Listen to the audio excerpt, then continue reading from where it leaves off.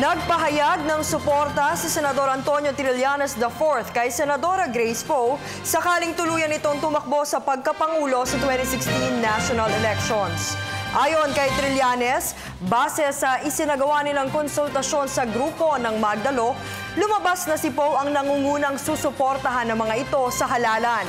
Dagdag pa ng mambabatas, isa sa mga pamantayan na kanilang pinagpilian ay kung sino ang may pinakamabuting intensyon para sa kapakanan ng bansa.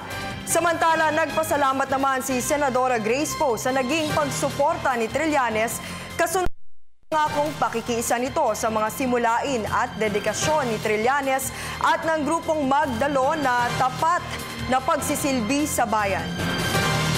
Grupong Magdalo for the past few weeks sa aming mga chapter leaders at other leaders ng grupo at nagpasya na ang susuportahan itong halalan sa 2016 for President is si Senator Grace Poe kung sakaling siya ay tatakbo.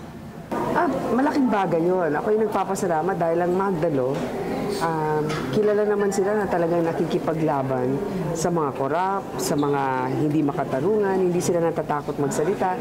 Kapasalamat ako sa kanilang liderato kay Senator Trillanes sa kanyang tiwala